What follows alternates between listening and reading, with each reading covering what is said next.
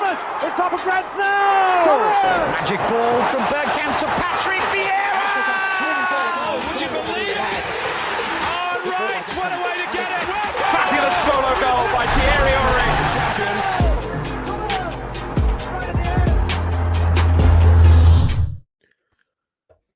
Good evening and welcome to another roller coaster edition of the Arsenal Lounge. I say roller coaster because it was only last week we were talking about how great things were going, apart from a loss, but it was a great performance. But before we go into all of that, and hi to all of you guys in the chat, we've got our resident guests. I always look forward to these Mondays, guys. So firstly, a big hello to Mo. How you doing, bro? Yep, all good. Just reading about the latest lockdown shenanigans of our lovely trusted government whilst we were all obeying it. But never mind. How are you guys? We can talk about that at the end if you want. I'm good. And Tom, again, we'll get everything on the Arsenal Lounge, a bit of politics in here as well. That's what you get when you get Mo in there. Do you know what I mean? Up a notch a little bit. And Tom, we're going to bring it down a notch a little bit. It's all good, man. How are you? I'm good, man. I was only joking. You know, I love talking to you on a Monday night, mate. Oh, yeah, I mean, it's been where's Shaheen at? Like, people are asking, where is the big man been? What's he doing? So there's you. I'm professing how I feel about you, and all you want to do is talk about Shaheen. You were saying you're the double act. You got 50% of the double act. That's all I'm saying. Do you know what? Right. Arsenal have lost 2 on the bounce, and if Shaheen's back, you know, for the next one after we've lost 2 on the bounce, and maybe people are right. Maybe when Arsenal win, he's gone. He's not interested. He's not interested when we're winning. He leaves me with all the lovey-dovey stuff, everything going well. He loves to come in doom and gloom. That's maybe what it is. So watch this space. That is what Shaheen's doing. Maybe he's casting a spell from where he is under Tom's floorboards. But anyway, we'll go into, we'll get the elephant out in the room. It's huge. So we were talking last week, as I say, roller coaster ride. We were talking how great everything was going for us. We felt there was progress. You could see, but we were concerned, obviously, with AFCON looming, and we were rightly concerned. It seems that we were going to be left, lacking in depth. And looking at our lineup yesterday, we had Leno, Cedric, White holding, Tavares, Lokonga, Patino making his debut, Saka, Odegaard, Martinelli, and Ketia. Now, I would say, even lacking in depth, that is a team more than good enough to beat Nottingham Forest. I'm sure you'll agree with me, guys, on this. I looked at that team and I thought, well, the way we're playing at the moment, I'm expecting us to do well. And we watched that performance, and I'd like to hear your thoughts on it. But I was shocked. I was not expecting this. It was a it was a real curveball. We maybe again at fault for getting sucked into things. Maybe it is a highlight of how we lack in depth when certain players are not in the team. But it was just lacking in energy and desire and fight. And then in the final third, the likes of Nketiah missing easy chances. But the more concerning thing was the lack of ability to actually control midfield. We struggled with Nottingham Forest's midfield. They seemed to run things, and I was just devastated by the performance itself. To be honest, I was shocked. But Mo, I'd like to hear your thoughts first. You're right about the midfield, and also I felt like on the wing they won the battle, and that significantly contributed to their victory. Good point. I hate saying it, but Spence stood out as the best player on the park on Forest's right back position. Yeah, and what a achievement to his name. He, in effect, pocketed Martinelli. He did. He pocketed him. One hell of a statement. I just thought, I'm not part of Nottingham Forest Twitter, but what the memes would be going around Nottingham Forest Twitter. Spence empties his pockets after the game, and So I hate doing this. I hate admitting this because I'm an Arsenal fan, but you have to give it to them, actually. You have to just put your hands up. And I regret, actually, in my post-match reaction that I did, I spoke about Arsenal because I look at it from an Arsenal lens, but I forgot to give Nottingham Forest the credit that they deserve, because as early as I think the 13th minute is the first time it struck me in the game where I was watching it and I thought, I'm actually really worried about today. as early as that, I realised this is a proper cup tie. And we'll go into the reasons as to why it happened, but they absolutely deserve to win. This was no smash and grab. Yes, No. of course we had more possession, but this was no smash and grab. They deserved it, and I'm gutted.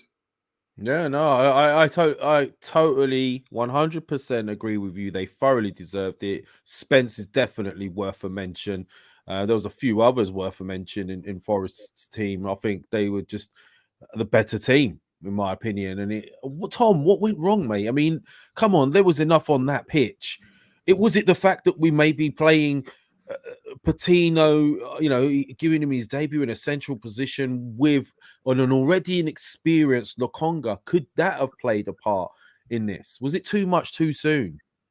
I think the midfield is where we lost this. We talk about Spence having a great game, but I think that the midfield was crucial. Like we went from Man City, 28-year-old Thomas Partey, 30-year-old, 30-year-old Granit Xhaka, two experienced players. We've got our criticisms about both and have done rightfully this season, but to go from those two to Lokonga, who's I think had his first start since before the Man United game. That's the last time he started a match against Newcastle, I think it was. And then Patino coming in 18-year-old for his first start. The midfield's been crucial for Arsenal this season. In fact, I mean, I was just while Mo was talking, I was trying to see how influential Patino was during the game. And he doesn't feature as a passer in any of our top 10 passing. Look at kind of the previous games. The left-sided central midfielder is always in the top 10 passing combinations for us. It's such a crucial position for our left flank. So I think we're talking about like Spence pocketing Martinelli, but actually I don't think Martinelli had the midfielder to give him the right kind of service in that position. And that's fine. Patino's a kid. Like, he's 18 years of age. I'm not going to absolutely slate the kid for having just an unimpressive performance. And he's probably going to have to play against Liverpool because the expectation is that Xhaka may not be back for that game, that we probably don't have another midfielder. He could go with, Lokonga as a 6 and Odegaard and Smith Rowe. Smith Rowe's back. And if they're available, I probably would, just to keep Patino out of Anfield, which is going to be a very, very difficult night for him if he does start. But I think that the midfield is key. I also think there's an element of people very much underestimated Forest before the game. They're a side that are obviously chasing the playoffs in the Championship this season. And, they were well up for it. They were brilliant. Let's not take anything away from their performance. They were gunning for us in that game. And I mean, I was up there in 16 when we last lost there. And again, they were up for it at the City grounds. And it was just, I think the game, as we're going to talk about, really did display the drop-off in quality from our starting team to the depth in our team. Yeah, that is what I wanted to discuss more than anything, because on paper, guys, this team, as I said, is more than good enough to beat. Well, it seems more than good enough to beat Nottingham Forest.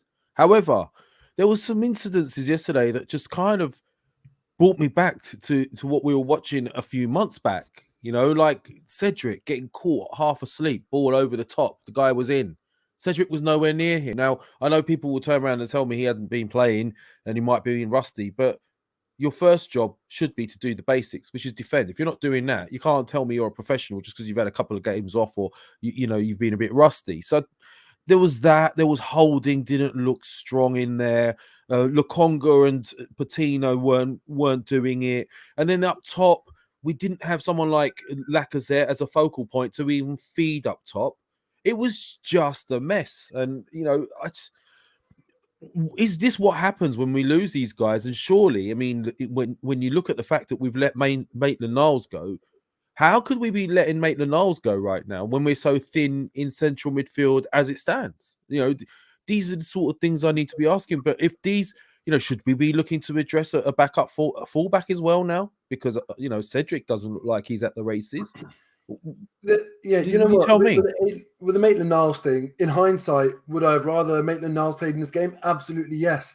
But then it's just that thing, if I pose a question to you guys, right? Let's say, for example, you've got this offer from Roma, a loan offer, and you have to get one out to get one in, for example, in terms of midfielder.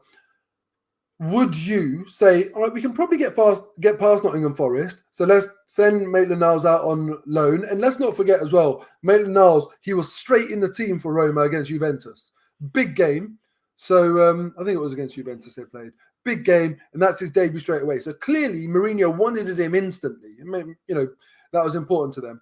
Now, would you sacrifice that move and jeopardize that transfer and the ability to bring someone else in, knowing that if you play Maitland-Niles and delay it slightly and he gets injured, that transfer going out, that loan transfer going out is gone, and then the transfer coming in is gone because you're paying the wages and maybe the affordability isn't there? What would you have done in that situation? Ooh, Tom.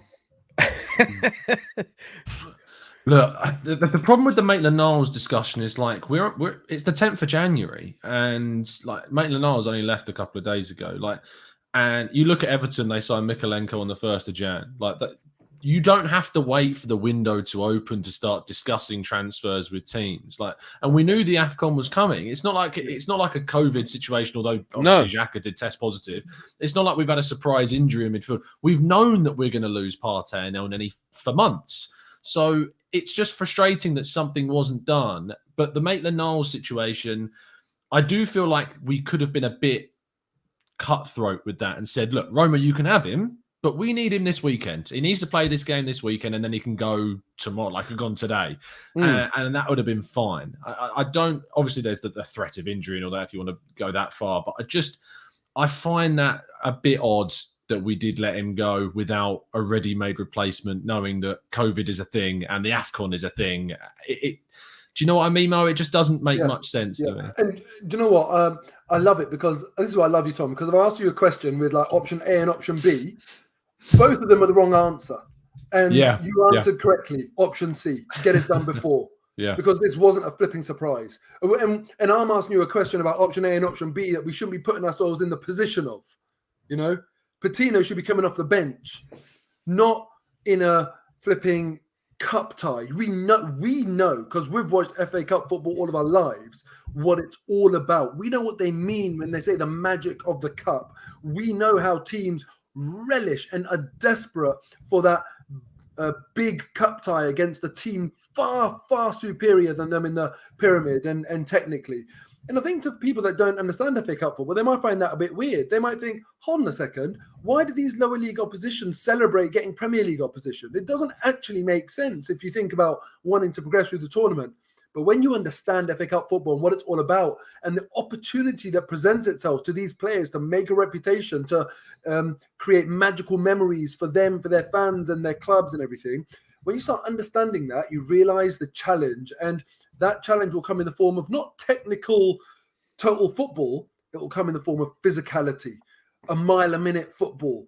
And to stick Charlie Patino away from home, I think in hindsight, and I didn't criticize it at the start because I always want to see him play. I'm so excited by him. So I didn't criticize it at the time. So I'm not going to pretend that I was, always, I am talking with the benefit of hindsight is basically what I'm saying.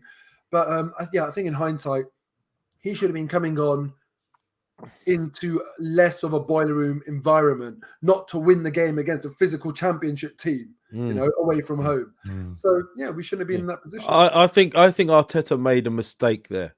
That's the one thing I will say. I won't blame him for the performance as such of the team, because at the end of the day, there's plenty on the field for them to have beaten Forest if they had the application and the desire, the two things that didn't seem to have at all yesterday.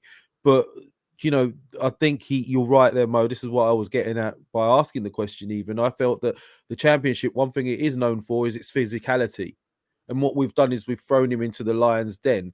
Could that have affected his confidence? I mean, what would you have done instead, Lev? Like, how would you have set things up? Like, even with the benefit of hindsight, with the players that were available, what could you? I mean, I don't. It's difficult to know 100% what was going on. But where's Chambers? Exactly? Yeah, that's the Chambers is the one for me. And I think there's also an opportunity that we could have gone to say a back three in the game. People talk about the back three being kind of this submission of like the opposition to better. It's not, and that's why Chelsea have done it and Conte's done it so successfully for years. We could have gone to a back three. We could have used Cedric, who's much better as a wing back because defensively he's so flawed. Like, you might as well use him as a wing back if you want to use him. But we've used Tomiyasu in this right back role for ages, really successfully. And if I asked you who out of Cedric or Chambers strikes you as a more similar style fullback to Tomiyasu, the answer's not Cedric. So why Chambers wasn't used, I don't know. And even Chambers being deployed in midfield potentially. Sure. Or as a coming, DM. Last coming, as, resort, yeah. coming as a centre-back and Ben White potentially pushing a bit further into midfield. I think there could have been a lot of options. I like the fact, though, that Patino was rewarded with the start, but at home to Sunderland, is one thing. And I know he didn't start that game, but at home to Sunderland is one thing where he comes on. Away at Forest in the third round of the Cup is another. And I just don't think it was the best, really. I mean, there's some people on here saying, Maximus, where you been since we've been performing well? You haven't seen you for a little while, but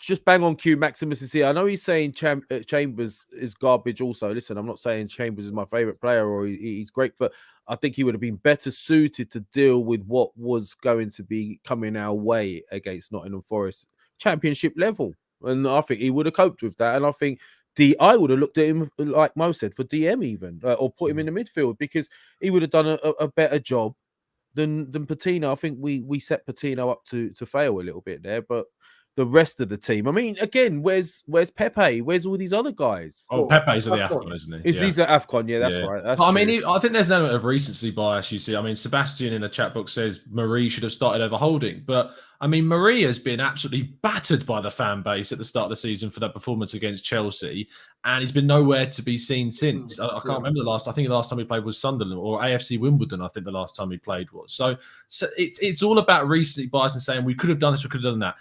Let's talk about the context level of the game, because Arteta has come in for some criticism after the match. I think rightly in the sense of the Ainsley Maitland-Niles situation, and I think rightly for some of his in-game management, which we've always looked upon as dodgy. I mean, the substitutions I was a little bit mystified by at times. We'll talk about Tavares maybe in a bit. Yeah, what happened there? Well, I didn't mind that decision. That one's the sub that actually of all of them made the most sense. I thought he was awful. Could have come on earlier. Kolasinac didn't need to come on. You've got Mika Biereth on the bench. You've got Amari Hutchinson that are very rated very highly. And yes, they're kids, but we're losing. Throw them on. We need to get a goal. Don't throw on Kolasinac at the 88th minute. Tavares gave the ball away 8 times in 30 minutes. That's not acceptable. And I found it very strange, and I did my reaction show afterwards, that people said Arteta's killed Tavares' confidence. He's never going to trust him again. But from my perspective, if a player in that moment's being dragged off and his reaction is he no longer respects the manager and he's never going to be the same again, I'm not sure I want a player of that ilk at the club. I want a player that can take that on the chin, accept that he was bad, and come back in the next game a lot stronger. Tom, hold on. If you look back at that footage as a player coming off the field, and someone said, "Hey, why'd you take me off, Gaffer?" and you showed him that clip of those eight times that he gave the ball away, what can you say as a player? Mo? No, exactly.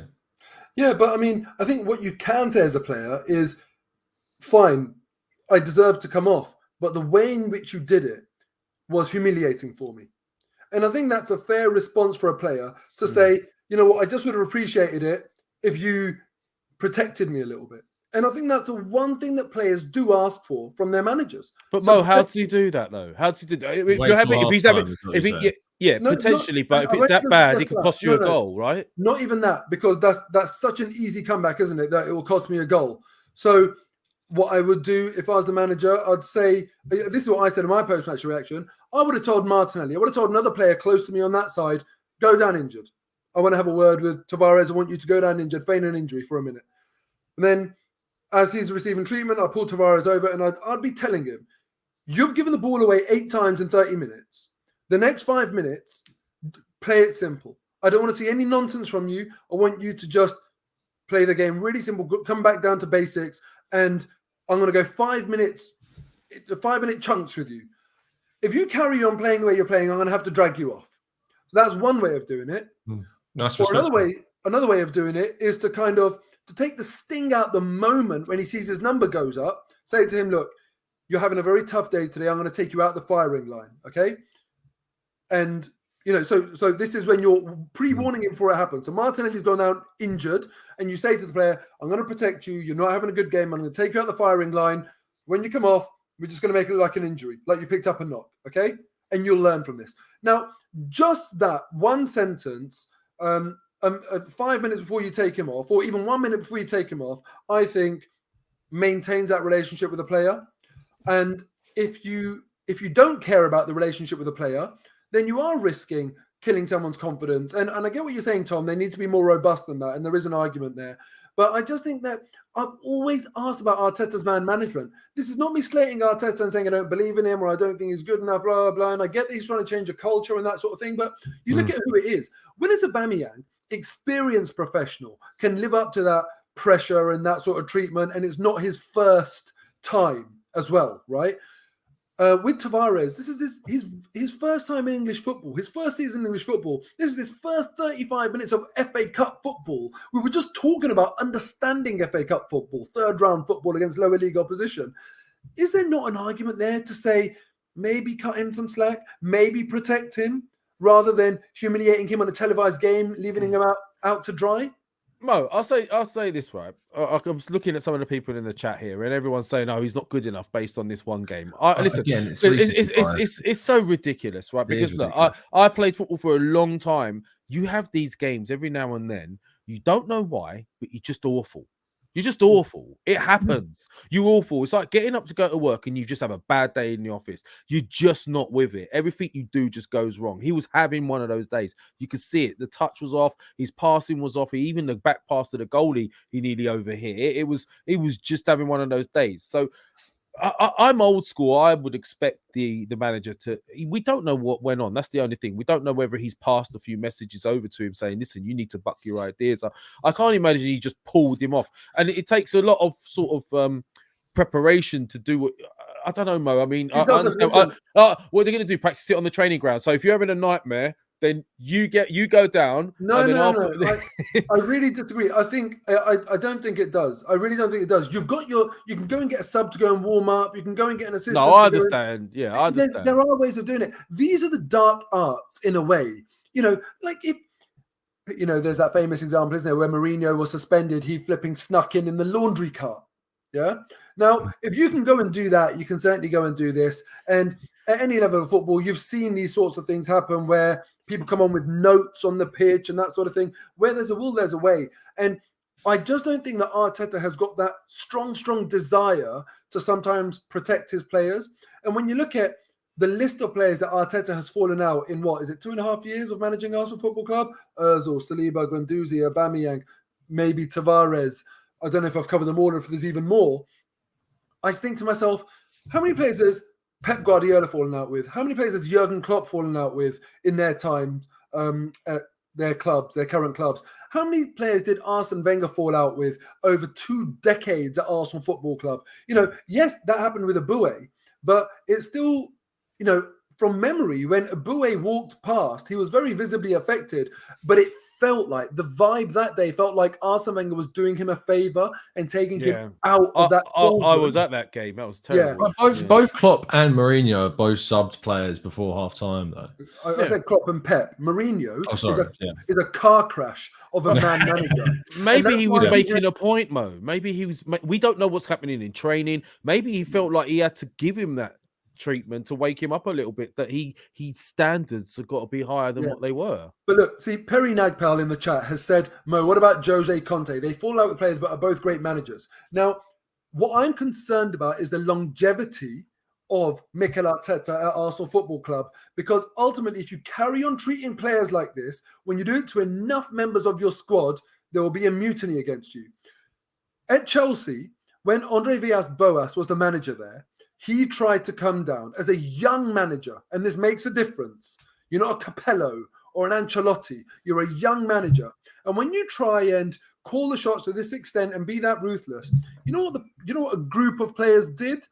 They used to turn up to the training ground and enter 1 minute before they would have been officially late. So they'd sit in their cars, they'd chill in the car park, and then they'd walk in just before, to almost show a defiance to him that, we'll listen to you, but we're not with you. And these mutinies are formed when you don't have a good relationship with your players. And I'm just worried about Arteta's longevity. So I would have dealt with it differently. But I don't know if you guys agree or disagree. But I'm not doubting that he needed to come off. Let us know in the chat. Yeah, was he right or was he wrong to pull off Tavares the way he did? I'd like to hear your thoughts. Tom, was he right or wrong? We actually said I personally am fine with the decision. I think Mo raises a good point about how he could have approached it, talking about kind of the going down injured type of thing. That is a good suggestion. I'm fine with it because I know that, overall, this team has been very galvanized behind the manager this season. Even in the decision to take away Aubameyang's captaincy, the feeling that I've heard is that the most of the players actually supported Arteta's decision in stripping of the captaincy. I think it's a very united group overall. I think Tavares will get over this fairly quickly. I am staggered by some of the responses I see, like saying Tavares is not good enough and all this. People forgetting very quickly the games he had against Leicester, the game he had against Aston Villa, the game he had against Watford, the reason why he was keeping Tierney out of the team for those games. He had a tough time at Liverpool, and that's when kind of that run of games came to an end for him. But it's so funny how quickly people forget kind of performances from, say, just a couple of months ago because of one bad 30 minutes. It's crazy. And people saying he's not good enough to get us top four. He's not got to be good enough for us to get top four because he's our backup. He needs to be good enough to be the backup. And he's shown in those performances this season that he is good enough to be cover for Kieran Tierney. So to say that he's not good enough to be a second choice behind Tierney, I think is ludicrous at this stage based off those 30 minutes. I mean, look, the whole team played poorly. I mean, let's not forget that, right? I mean, the rest that stayed on didn't do much better. I don't think we're going to judge just Tavares on this, and I certainly won't. I think he's a talented young lad with potential. I just think he had a bad day in the office, but you could go right away through the team. And I mean, even Odegaard, he gets the ball, he was giving it away left, right, and centre, and it was just a poor. But then saying that, guys, we haven't even touched on the fact that there were some gilt-edged opportunities there that you'd expect a top Premier League team striker to take, wouldn't you? In Eddie's chances. I mean, that header, for example. He's missed some big chances in those bigger moments. Like you think back to the Everton game where he hit the post with that header. Like he's happy to score. I say happy to score. He's able to score a hat-trick against a team like Sunderland because I think, he's a lower-end Premier League, upper-end Championship player. And it's another criticism I've got of Arteta is why he is hell-bent on trying to keep Nketiah at the club. I don't get that. Yeah, the only reason I can put to that is because he's worried about losing him for free as one option, and he's worried that we might be left with too few striker options for the rest of the season. That's the only real way. Because he's worried we're not going to land someone in the window. Well, I'm sure we'll talk about the striker situation in a bit. But yeah, Nketiah, look, it's another game where it proved that we don't need to keep hold of Nketiah. He's not of a level going to become of a level that we're going to regret getting rid of him. But I'm more than happy to go on record saying that. So it's not a concern. I've been a strong advocate of Nketiah. I do try and watch youth games, and over the years, Nketiah has stood out to me as someone that I expected to make it. Now, I'm really gutted, actually. I'm quite disappointed at his transition into the first team because he was so clinical, so clinical in the youth team, and he just hasn't been able to translate that. And for someone that has been honestly, with every fibre of me, desperate for him to succeed every time he plays, I haven't given up on him like many people have. I have to say, I have come to the realization that Tom has just mentioned there, that if we were to lose him now, I would expect not to regret it. That's where I'm at now. And I think that tells everything, given the place of support and desperation for him to succeed that I was in before. Yeah, I mean, I just can't look. Every time I've seen him, the one thing everyone used to say about him, and I didn't watch many of his games in the under 23s, etc. But the one thing you'd hear is he's deadly. He's clinical. I mean, you didn't hear he was a great build-up player or he could play that false number 9. We didn't. None of us expected that from him. But the one thing we expected was clinical, and he's had plenty of opportunities. And when it comes to it, it must be mental, guys, because if he's scoring goals for fun in the under 23s. The process is the same in front of goal. It just has to be something mental. Maybe he just could not dealing with the pressure at Arsenal. Can I just add one more thing, Lev, as well? Yeah. I have heard countless times this season, I'm frankly a little bit tired of it, about how young our squad is. And now, and I've mentioned, talking to you guys before, that just having a young squad is not something to be proud of. The thing to be proud of is having the perfect blend of experience in a squad.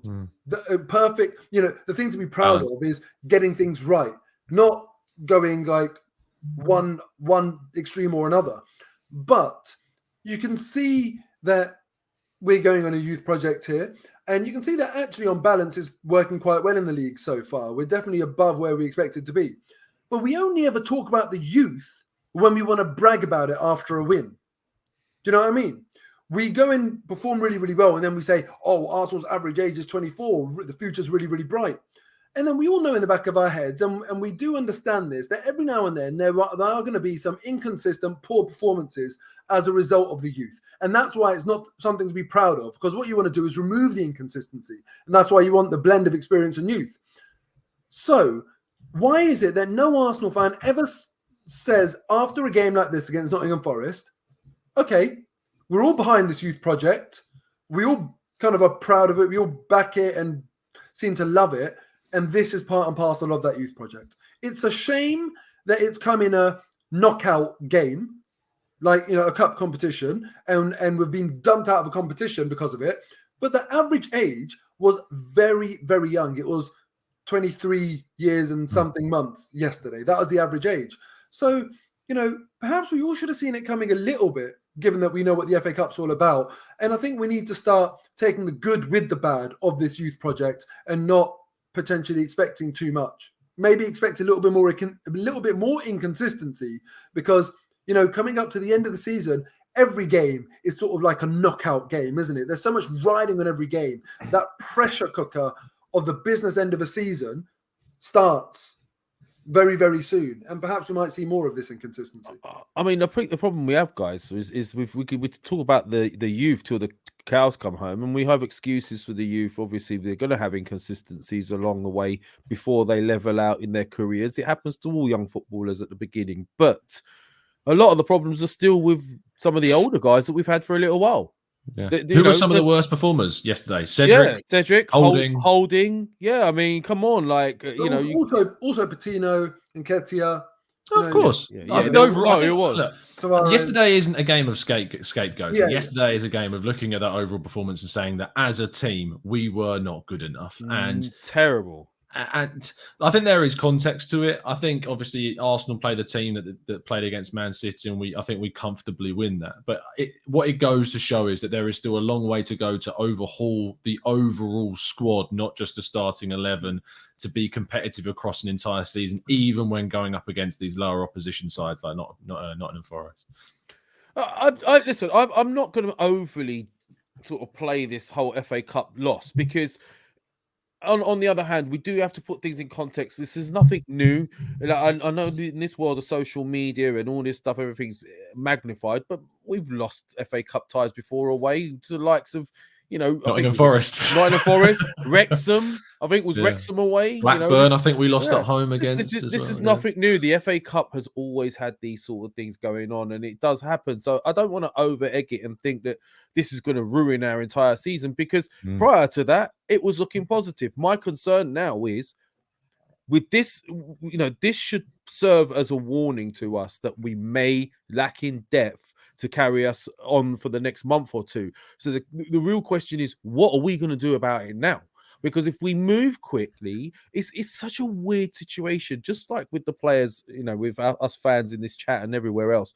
1 minute they say a player's great. Oh, he's not good enough the next. We could do that with Arteta right now. 1 minute we're singing his praises. He looks like he's getting there. Then we lose to Forest. Now we're all worried again. Now the question is, what are we going to do in this? We're in another situation where if we move quick and we get 2 good players in, we could be chasing top 4 and maybe getting it earlier than expected.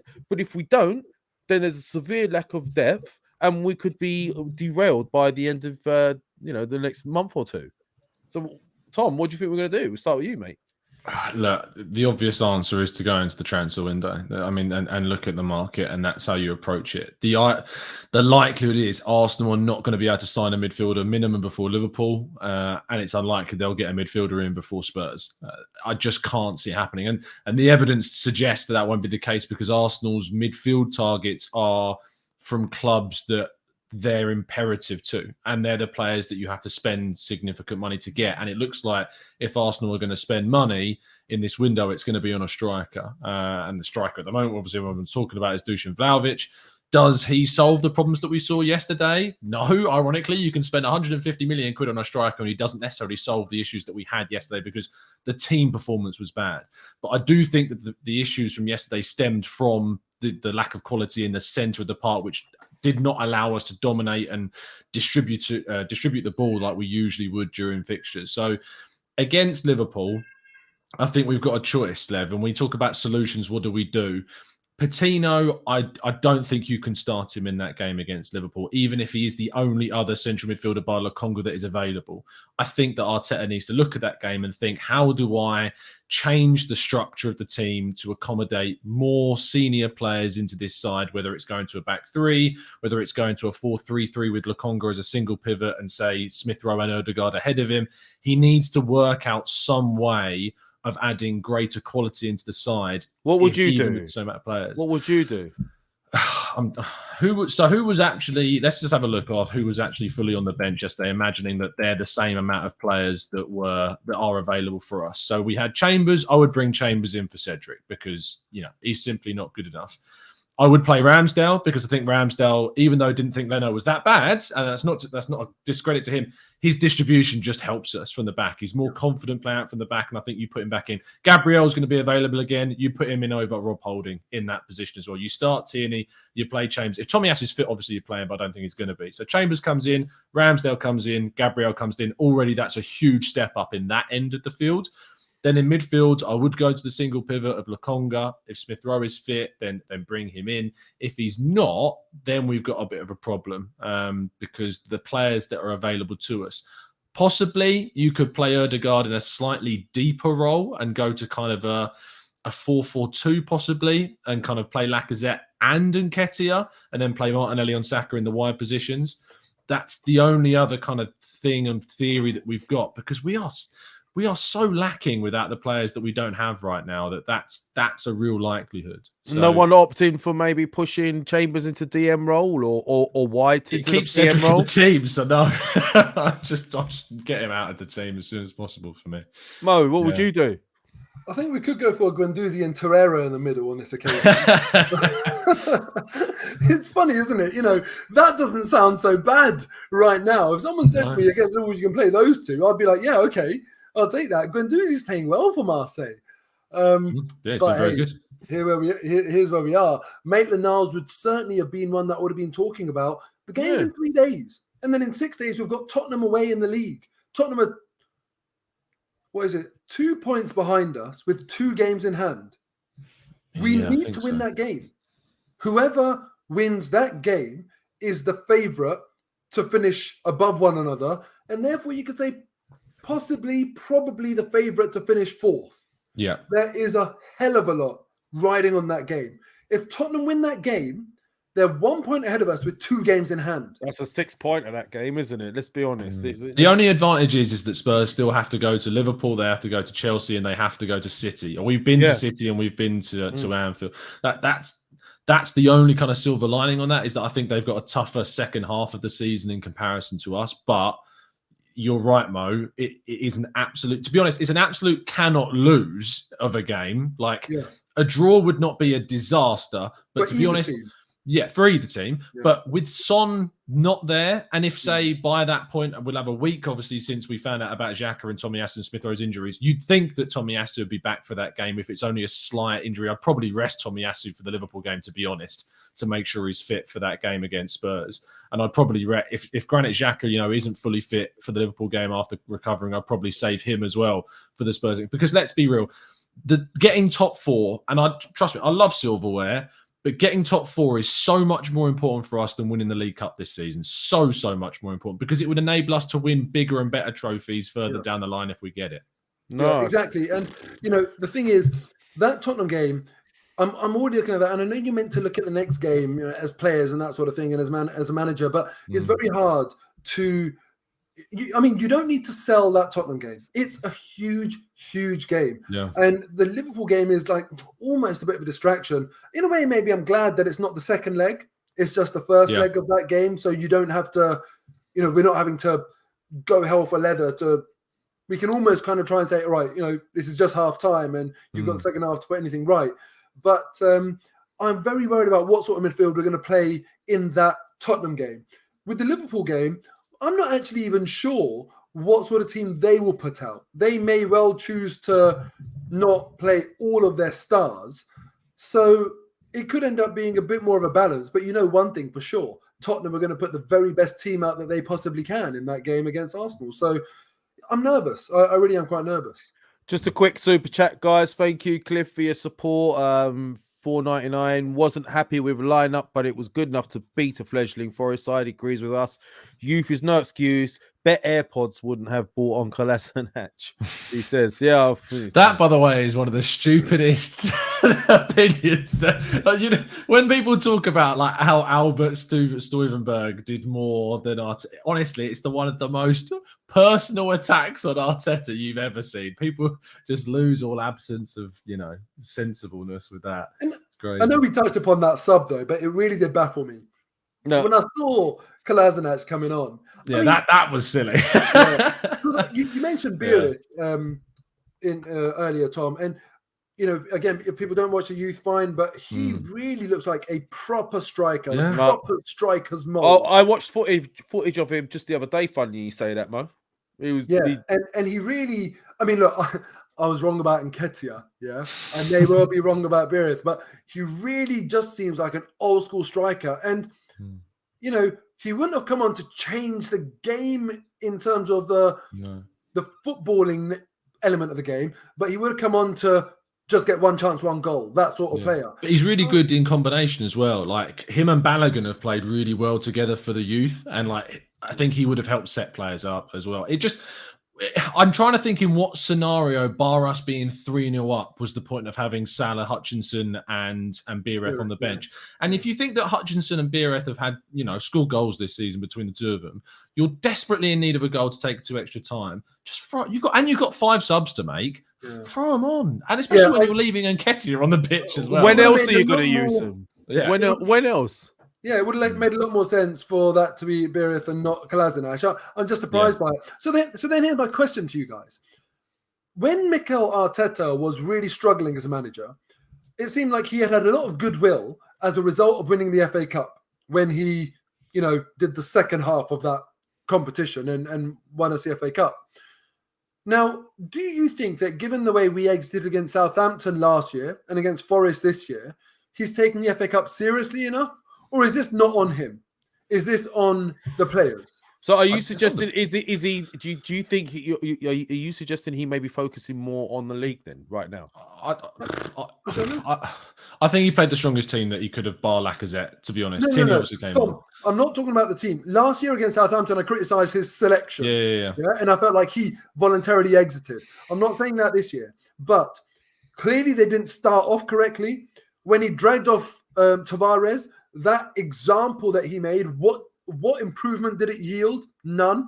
At halftime, when he got into the players, what did that achieve? Nothing. When he took Patino off for Lacazette, what did that achieve? Nothing. Nothing that Arteta did seemed to transmit to the players yesterday. So I'm asking the question, is that down to the players, or is there something that we can read into here that just makes me think, based on last year as well and the complete lack of reaction that Arteta got from this players, that it's not communicated as a priority. It's not given importance like the league games are. I mean, he made the decision to drop and strip Aubameyang, and then we went on a run of scoring 20 goals. So I think I do look at yesterday's game on the players. I think it's on the players. I don't look at it on Arteta, to be honest. Okay. I think some of the in-game management decisions you're absolutely spot on about, but I just feel like it was one of those games where 90% of the squad were just, maybe even 100% were just off it. But I don't point the finger. I've pointed the finger at Arteta a lot throughout the season for a lot of games, but I don't in yesterday's game. Do you know what? I didn't until I started to look in recently into the decision to play Patino in the middle and all that. I think you can argue a case that maybe that he made the wrong decision going for a young, very talented but young and very lightweight kid in the central midfield against the championship side. That's where I think he's made a mistake. Perry Nagpal, thank you for your support. Thank you, bro. We can sign Wijnaldum on loan from PSG. Yeah, we're going to go on to transfers now. It's a good segue for me. Thank you, Perry. PSG or Arthur Melo on loan from Juve. Even Ramsey on loan from Juve. Oh, I think now you've got a bit too far for me. There are some good midfielders available. Yeah, you've got a point there. Thank you for your support. So, guys, I mean, with this in mind, we're talking about all these games coming up. We know we've got big game with Spurs coming up, which is we've already discussed. It's huge, but surely if we're gonna get into that top four, surely we're gonna address some aspects now. Now we all know that we're looking at Vlahovic. That seems to be the priority for Arsenal, by the sounds of it. And with the amount of spend that needs to go into getting him, there was also talk that we were looking at Bruno Guimaraes in midfield. I know, Tom, you've mentioned it a number of times on your show. He's not coming at the moment. I've got this distinct feeling at the moment that we might struggle to get both what we need right now, and it might be the better option to go all in with a Vlahovic, because it sounds like Fiorentina are willing to sell, and Wijnaldum on loan would be a great, a great asset for now. No, I mean, what's your thoughts, guys? So I'll start with you, Mo. Wijnaldum, oh God, I'd love to get him in. I mean, because he's a very, very good player. Let's face it, technically he's very good. He's an experienced player. He's played at the highest level. He's won things. We're coming to the business end of the season, and we need someone in the absence of a lot of our players now, and when we're light in that central midfield area, to be able to come and hit the ground running, to deal with expectation from day one, and even come into a game like Tottenham and say, no excuses, go and play, Gigi, and perform. I would love that.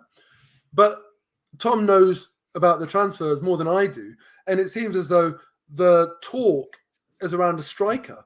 And I'd put it back on you guys and people in the chat as well, just one word answer.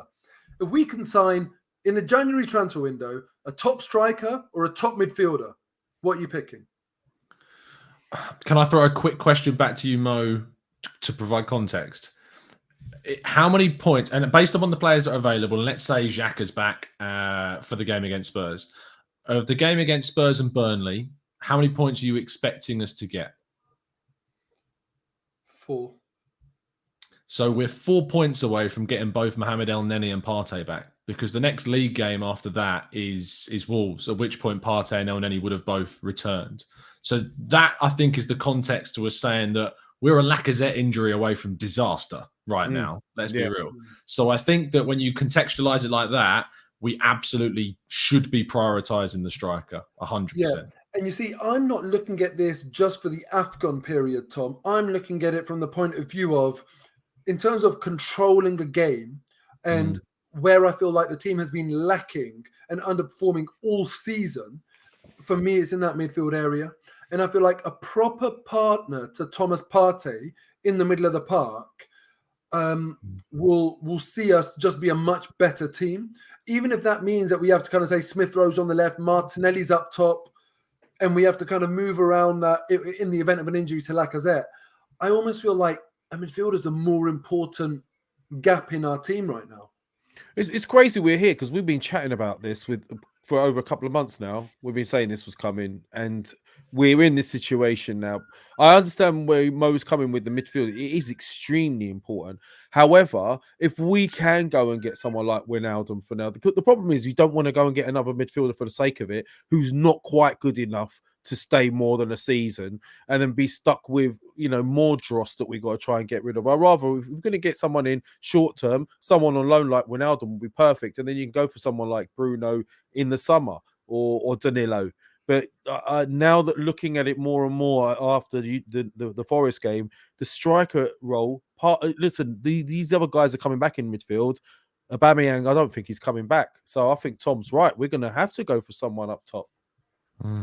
I saw some people saying that the issue with the strikers is that we don't create chances. But I mean, prior to the game against Forest, we'd scored 20 goals in 5 games. So I'm not sure that's the case. We do create chances, and our chance creation has actually improved dramatically in the last kind of month or so. And I think that's been a lot down to Martinelli's introduction, in the way in which obviously Ødegaard has really stepped up his game, and Saka's been much better. And also how we're playing out from the back, and the midfield's also been key. Mo, I think you're right. We need a much better partner for Partey than Granit Xhaka. The issue is that I think that the player that to upgrade on Granit Xhaka, we're gonna, and I know people will find this mad because of how much people don't rate Granit Xhaka, but to genuinely upgrade on him, we're gonna have to spend significantly to do that. A player that upgrades on him is a Bruno Guimaraes, and to get him, you're looking at 40 million quid, or a Yuri Tielemans, you're looking at 60 million quid. And by the way, Arteta does like Yuri Tielemans as fact. So he is someone the club could target if they wanted to, with only just over a year, I think, left on his contract. I'd love him, by the way. I think he's a great player. He'd be great. And yeah, he'll probably move to a much bigger team. But from the information that when I did a show on this the other day, received was that Liverpool aren't interested in Tielemans. Arsenal and Arteta like him. But if you want to get a deal done, you want to go for it now, because in the summer he's going to have a lot of teams after him. But again, it brings back to the problem of, if we're going to invest heavily this month, it's going to be either striker or midfielder. But the thing is, Mo, I do think there are some midfielders out there that are available, say on loan, that like Wijnaldum that we've talked about, that would give you improvement. I think Artur at Juventus is also a good option, not being underused. He came on last night in the game for Juve when they were 3-1 down and bossed the midfield and was a huge part of them getting back to 4-3. He is a quality player that, thinks that needs a bit of a new challenge at Arsenal. So I think that would be a decent move if we then go and get that big striker. I just because you touched upon the Juve-Roma game there, can we just enjoy that for a second? Because obviously it's been a tough conversation about Arsenal and their performance against Forest, but Roma at home, 3-1 up against Juventus, 70 minutes on the clock, and Mourinho's Roma suffer, from his words, a psychological collapse and lose the game 4-3. I love it. I absolutely love it. Flipping specialist in psychological collapses. Flipping inject it into my veins. Well, I'm not going to say anything on that matter at the moment, but what I will ask is, if you guys in the chat, last 10 minutes, if you want to ask these guys questions, ask me questions, let's do it. Let's see, what you might want to ask us based on these conversations we've been having. So let us know. I'm just going to have a look through. There have been a few. If there's anything you guys have seen, let me know as well. And while people are putting their questions in, I'm just going to say one thing as well, right? Look, I know we're all disappointed with that game against Forest, but when you go back to the 2 away games against United and Everton, and we lost both of those games, we were very disappointed. We were kind of at a real low. There was real anger in the fan base. Arteta has done really, really well since then. Got himself in contention for Manager of the Month. He's done really well. 2 of our players in contention for Player of the Month. We've had a really good December overall. This one awful performance against Forest, I don't think is indicative of a team that has all of a sudden lost all of their abilities. I think it shows what we said earlier, that the drop-off from our starting 11 to when we factor in some of our squad players, and not even the squad players that you typically would have outside of the 11, because there's players gone to AFCON. I think we're a different team there. If we have El Neni in, if we have Maitland-Niles in, so if it wasn't a transfer window, if we had El Neni, Maitland-Niles and Pepe in that team, I actually think, it looks a lot better. And hopefully we don't have that result. So I think a lot of things have come at the wrong time. We don't need to lose our minds. I am really annoyed about the performance, but it's not indicative of a team now that all of a sudden is just rubbish. So let's not get too binary about it. And I still have hope that this team can still achieve something this year. And on that note, Usama Saeed. Hello, Mo, he says. My question is on the media being so critical about Arteta. Just watched Sky Sports video and they were so rude towards him. What is this agenda, he asks you, Mo? This agenda is only, when it comes to Arsenal, is only because of people like us three and yourself. Because Arsenal have got such an unbelievably engaged fan base that you see across so many media institutions that desire to just prod, just hang that bait out there for Arsenal fans. And boy, does it work. Let's not forget TalkSport, a rag of a radio station, but ultimately it's the only national sports-focused station that's available for people driving up and down the country. So people are going to listen to it. They had a segment called The Daily Arsenal in their prime time, their drive time slot, when people are coming back from work every single day. They didn't give that honor to any other club. So don't ever expect fairness in the media for Arsenal, because we're not one of those other teams where, Like we dominate Twitter polls, we dominate the internet. We're just crazy. We're just very, very passionate, and they know what they're doing. So I'd say it's not driven by a dislike or a hatred for Arteta. It's driven by a need and a desire for engagement that we just give to them. So if you don't want to feed into that, then just don't bite. Well said, Mo. I'll put this one to Tom, and if you want to come in on this, Mo, you can as well. What is the panel's realistic signing you want to see in January? Asked King Sates. Realistic signing. I think if Vlahovic is possible to do, which it seems like it's feasible to get done, it's going to be difficult and it's going to cost a lot of money. Then look, you've got the opportunity to sign who is considered to be one of the most exciting young strikers on the continent behind Haaland. So I would absolutely love to see Arsenal to go. I mean, how different is that? We're in a chase for top four, where in previous years we've sat on our laurels and not brought anyone in, and then we go and absolutely blow the budget on an amazing striker. That'd be great, and I think that would give a lot of people more confidence that this team and this club is really trying to push to get reach their targets. There we go. Well, thank you for that, Tom. Abdul Reviews says, Tom and Mo, keep up the great work. Yeah, cheers, Abdul. Abdul, we love you already, man. Oh, I'm not even going to read that now. Forget it, Abdul. No, no, come on. I'm joking. So Tom and Mo, keep up the great work. Is top 5 realistic? I believe that Arteta will have a drop-off at the end of the season due to his awful man management. You guys see it going differently? I'm not answering because Abdul don't like my work. He only wants you to. So you two can answer that. Go on, man. Top 5 is definitely realistic. I'd say top 4 is realistic. If we win that game against Tottenham, as I say, we are probably the favourites for that top 4 spot. So top 4 and top 5, both within our grasp, both realistic. And I don't think Arteta's man management abilities will see our end of season form. It won't cause that to unravel. I think the man management might sort of see an unraveling on a longer time scale. I hope I'm wrong, but if it does cause that, I think it will be on a longer time scale. As it stands, I think that he has the majority and certainly enough of the squad to work for him and deliver for him. Well said, Mo. And you know what? I was just saying just a minute ago how much I love Abdul. Yeah, I love you too, Abdul. Cheers, mate. Anthony, how long do we spend on trying to get him? I'm guessing by him he means Vlahovic. Before we look elsewhere, before the window runs out. Yeah, we don't want to make the same mistakes as in the summer transfer window. So what are you been hearing, Tom? Is there anything, are we fully in there? Is there look, it sounds like Fiorentina want to sell him, right? It is a thing. And it seems like they don't want to sell him to an Italian counterpart either, does it? No, I don't think the problem is that Fiorentina are for the first time in a long time in a race to get back into European football. Losing Vlahovic would be a big damage. That they have just signed Christoph Piatek from Hertha Berlin, which obviously they said it's not a replacement, but let's be real. Like they signed a striker, it looks like it could be. They're also interested in another striker that his name escapes me as well, so that could also happen. We're absolutely in for him. I saw that Red Luddite in the chat says Locatelli Mark II, in the sense of, are we going to waste a lot of time on a player like we did with Locatelli in the summer? I asked this to Kaya Kainak in our chat earlier on in our show on the Arsenal Way, and he very eloquently explained why it's different. The difference between Vlahovic and Locatelli is that with the Locatelli situation, Juventus were in the race for Locatelli and very much in the lead during that race. Arsenal are the leading club in the race for Vlahovic. Juventus have not got the capacity to sign and reach the demands of what Vlahovic wants. Whereas Arsenal, according to the latest info, are certainly, willing to entertain these demands. It's just about the willingness of the player and the agents. They're the biggest block in this. And that brings up the question, I think, would either of you two want to take a striker that is not sold on Arsenal and that needs to be convinced to join Arsenal?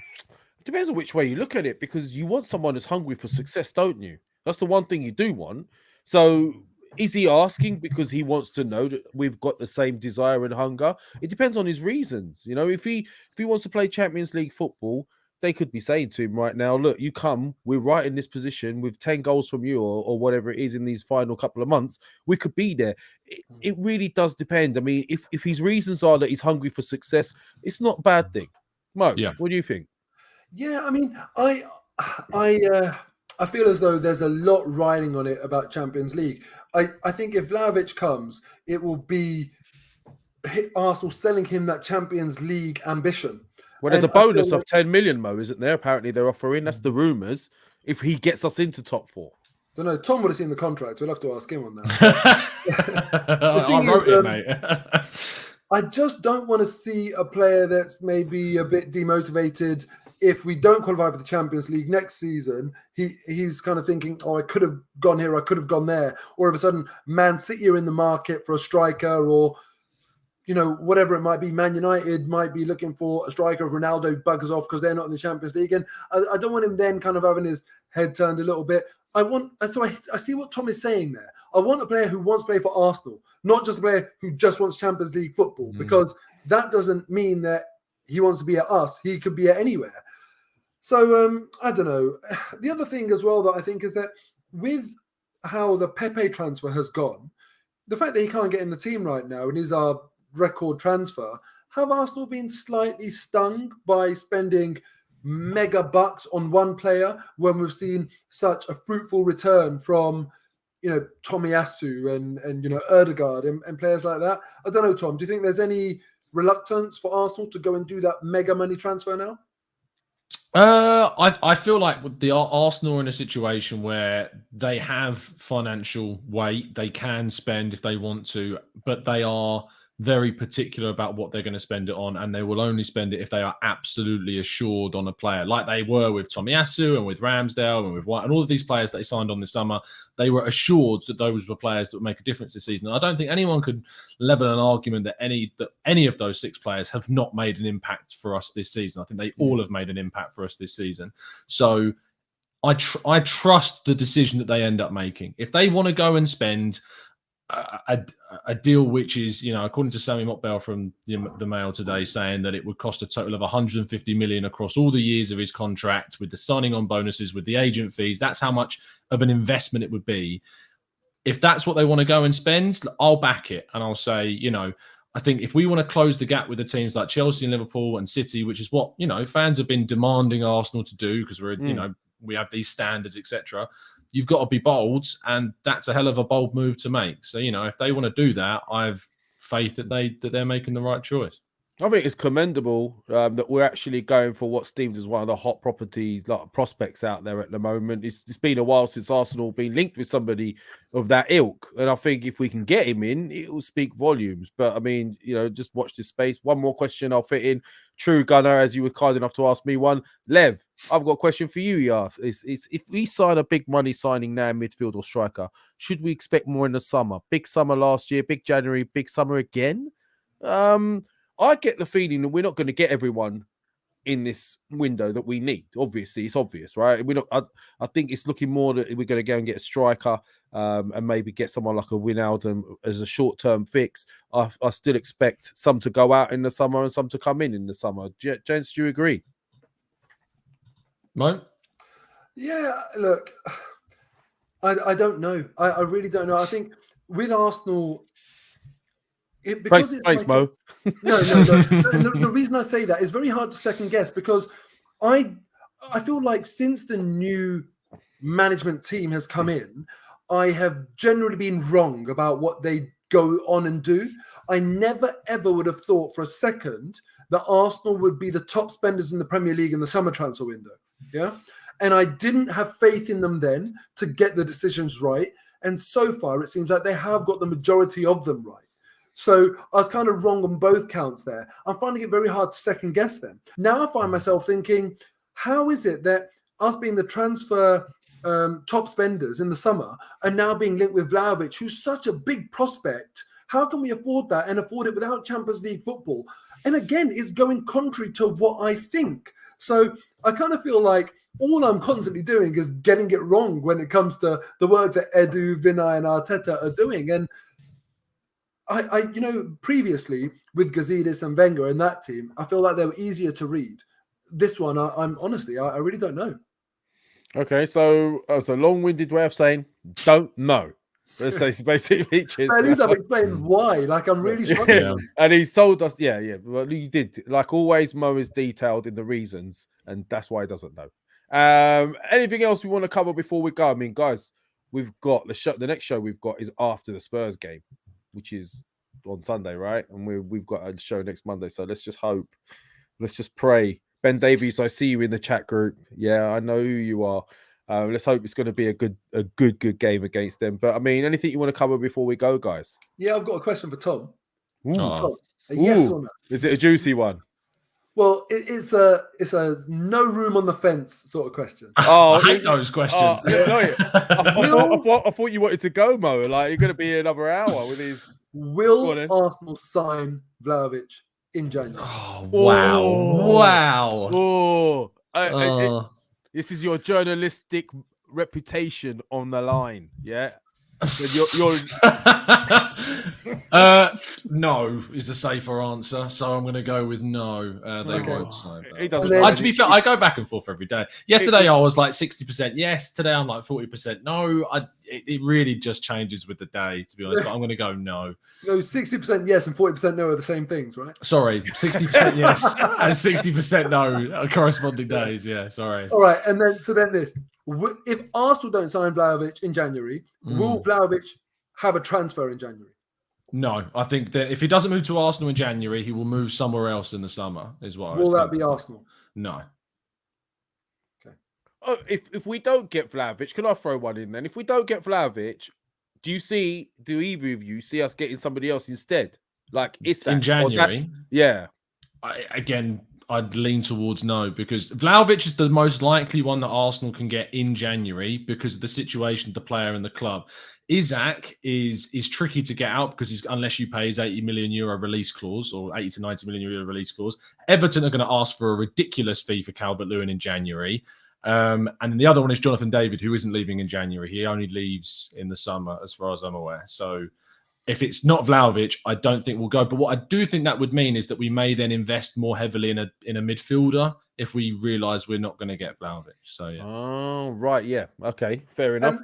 And just one more, but before we go, then, it's like a Turkish goodbye when your family's trying to leave. They never go. They stand at the door and they're talking to you for ages. You're standing there waiting for them. Are we leaving or what? Like, I know what you mean, Lev. I know what you mean. But the thing is, right, that the reason I want to talk about it is because it actually matters this year, this season. It actually matters. There's actually something riding on it. We're not coasting to a irrelevant 8th place finish. We have to move. We have to try and maximize the chances of the fact that we are currently 4th. Man United, Tottenham have faltered. There's a chance here. So my question now is, if we don't get a striker over the line, is there any chance Aubameyang comes back and does something for this team in the second half of the season? Before you answer that, Tom, there's no room for racism in this chat, yeah? That's all I'm saying, and that's all I'm going to say on that matter. That's just ridiculous. So I'm very disappointed. Go on, Tom. Second what you just said there, Lev. But on that, I think we have to sign someone to get top 4, Mo. It's as simple as that. I don't see this squad as is being enough to overachieve, and I think we would agree in saying 4th place is an overachievement for this squad. So I think we have to sign someone. Is a short answer to a long question. So sorry, I know Lev is desperate to wrap things up. But I'm not desperate to wrap it up. I'm just not used to you guys hanging around. That's all. But Tom, that's not what I'm asking. And Lev, I want you to answer it as well. If we don't sign a striker, will Aubameyang get a look in, or is it just dead now? Oh, sorry, I misheard your question. I kind of think he's trying to blag his way through it, and that was a very journalist answer. It wasn't even relevant, was it? Yeah. Look, you got to be careful with these media trained guys. I think Aubameyang's done. I think he's done. Even if he doesn't leave in Jan, I really think that story's come to a close. And Lev, what about you? Well, I don't see how we can go the rest of the season without a striker, though, Tom. Like if we don't get Vlahovic, what are we going to do? We're going to rely on just Lacazette for the rest of the season. We don't have the depth. So what is he going to shoot himself in the foot to make a statement with Aubameyang?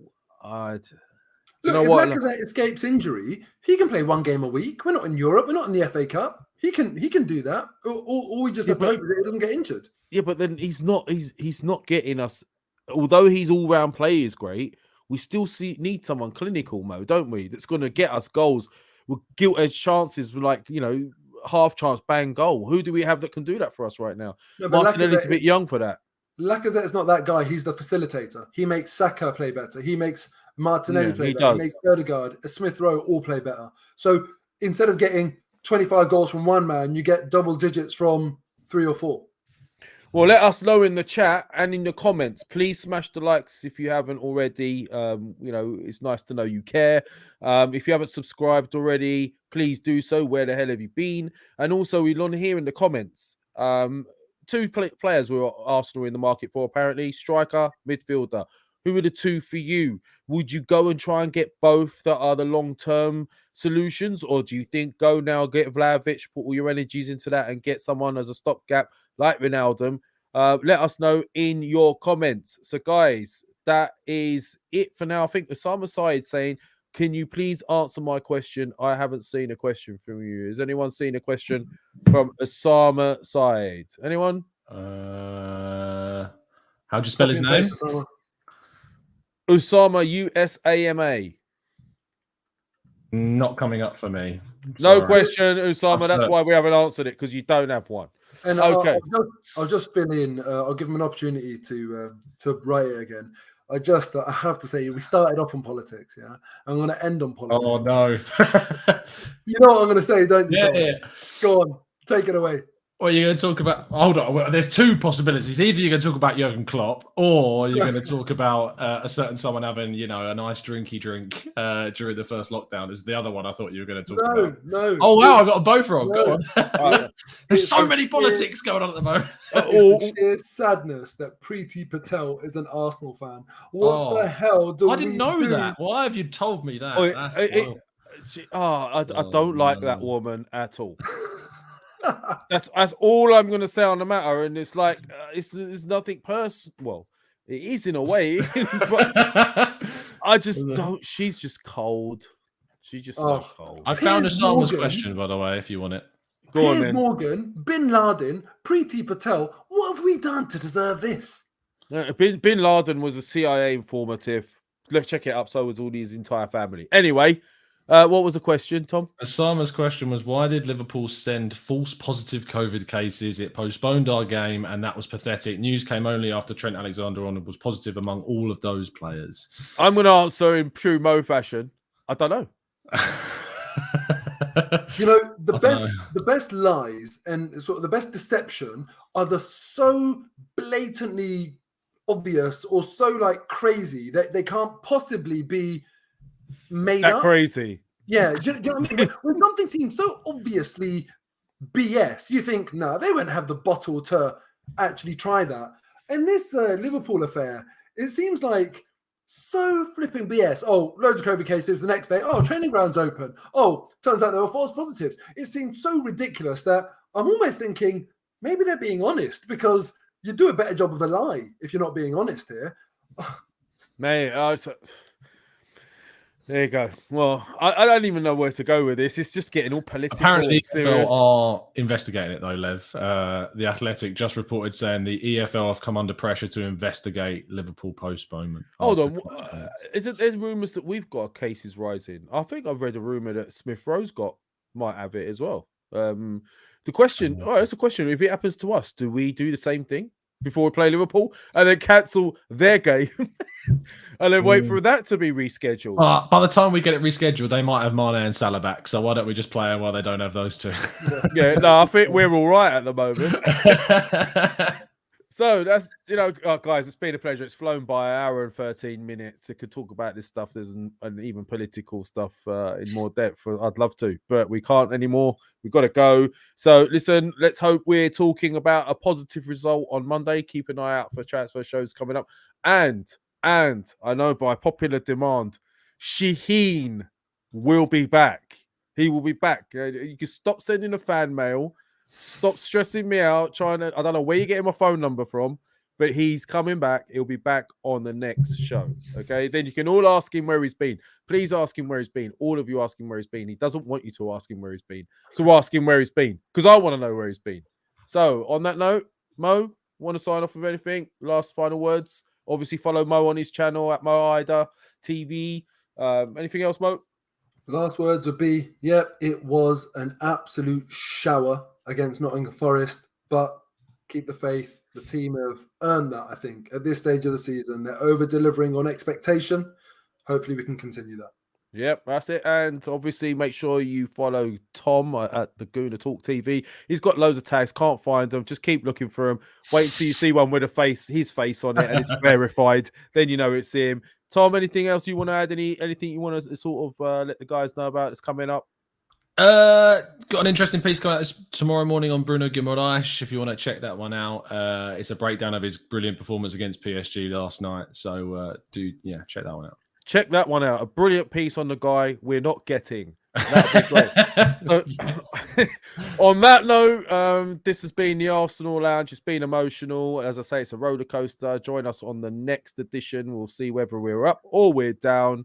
This has been the Arsenal Lounge. I'm on the Avenger. Peace out.